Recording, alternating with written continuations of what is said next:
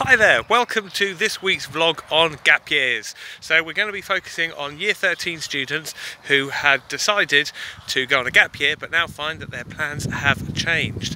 My name's Chris, I'm a careers advisor with CXK. I spend my day supporting lots of different students when they're looking at lots of different options about what they might do in the future.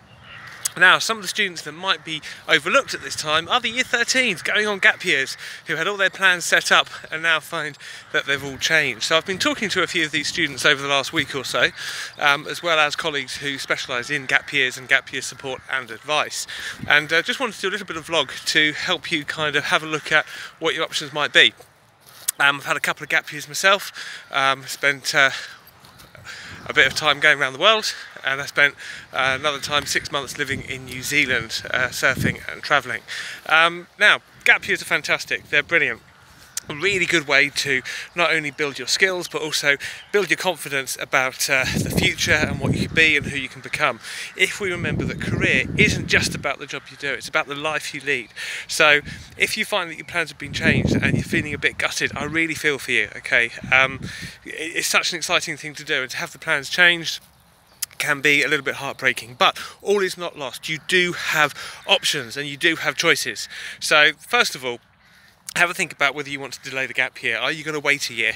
We're talking about, with the pandemic, that it might be a year, it might be 18 months, where we might have limited work, or we might have periods of lockdown, which of course will therefore affect travel and what might be possible. So will you ride that time out? Will you volunteer? Will you try and get some work? Whether that's work in the sectors where there is work. So for example, at this time of year we've got fruit picking coming up, but we've also got things like some jobs in the service sector are seeing a rise, as is jobs within retail for supermarkets. Will you go and do something like that to try and get some money coming in? Bearing in mind though that the job market is looking volatile, so have a look at the labour market sources out there on the CXK website. We have a page for labour market information, keep an eye on that, and also talk to your careers advisor in school or college or through the National Careers Service. So that's one option you could do.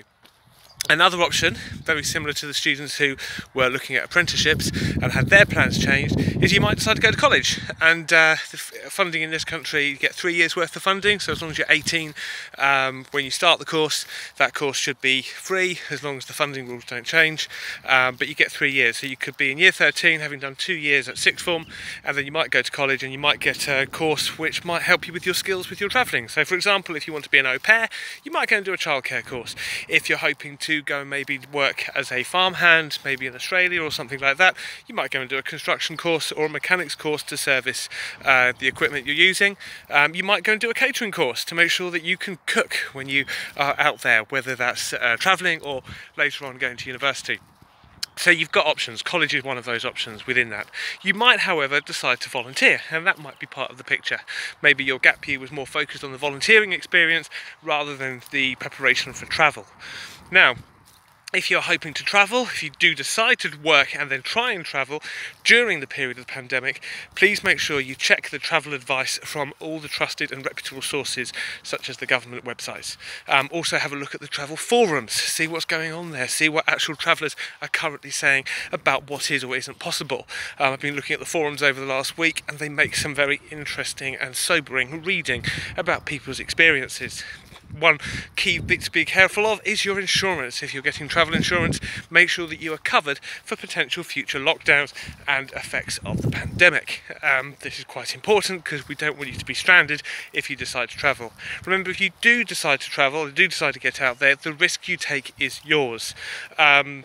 Like with all things in life, it is your risk to take, it is your judgment call, but please do your research. That's the most crucial thing. Whatever your options are that you're looking at, whatever your choices might be, research is crucial to find out what's going on.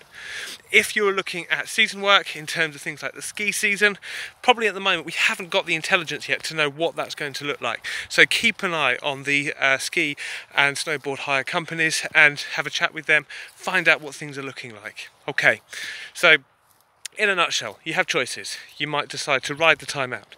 You might decide instead, if you don't want to ride the time out, to go to university and go actually in this cycle and then go and do your gap year after university. Now, of course, if you're looking to do that, but you're also thinking of accessing the graduate job market, whatever that might look like following the pandemic, have a think about whether you're looking at something which traditionally you go straight into after university, or whether you can afford to take that gap year after your university experience. It's going to depend on the sector, the area that you're wanting to get into, as to how realistic that might be. But again, it's another option. Of course, the other bit to be aware of with all of this is that some people take multiple gap years and they become perennial travellers, and this becomes the life that they decide to lead. So again, this might be a choice down the line for you.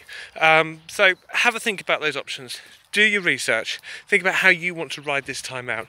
Are you going to try and travel, like work and travel? Or are you going to try and do something instead in the meantime, just to see the year through, whether it might be college or volunteering or trying to get work, but bear in mind the job market, like I said, is volatile? Or will you go straight to university?